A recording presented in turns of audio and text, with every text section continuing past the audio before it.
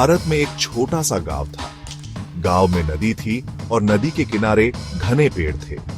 गांव में एक मंदिर था।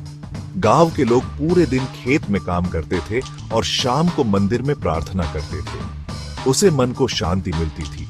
गायों के लिए हरे घास के मैदान थे। वहां पे गाय घास चरती थी। गांव के वातावरण में सुकून था और स्वर्ग की अनुभूति थी। नदी के दूसरी तरफ एक जंगल था। जंगल में एक संत रहते थे। वो संत बहुत ज्ञानी और विद्वान थे। संत बहुत ही सरल थे। वो हमेशा ध्यान में लीन रहते थे। गांव वाले उन्हें बहुत मानते थे और हमेशा संत के पास सलाह मांगने जाते थे। संत सबको बोलते थे, जो चाहोगे वो पाओगे। लोगों को ये बात बहुत सरल लगती थी और इस बात पर ज्यादा ध्यान नहीं देते थे। गांव में एक गरीब व्यक्ति रहता था। वह बहुत मेहनत करता था, लेकिन फिर भी उसका जीवन कष्टों से भरा था। वो हमेशा उदास और हताश रहता था। वो हमेशा अपने नसीब को कोसता था। एक दिन उसने संत के बारे में सुना। वह व्यक्ति तुरंत जंगल की ओर गया।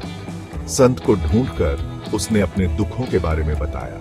उसने कहा, मैं कितनी भी कोशिश कर लूं, मुझे सफलता नहीं मिलती। संत ने ध्यान से उसकी बात सुनी। फिर उन्होंने अपनी झोली से एक हीरा और एक मोती निकाला। यह समय है, संत ने हीरा दिखाते हुए कहा, और यह धैर्य है। इनका उपयोग बुद्धिमानी से करो और तुम जो चाहोगे वो पा लोगे। लेकिन याद रखना, सफलता के लिए समय और धैर्य बहुत जरूरी है।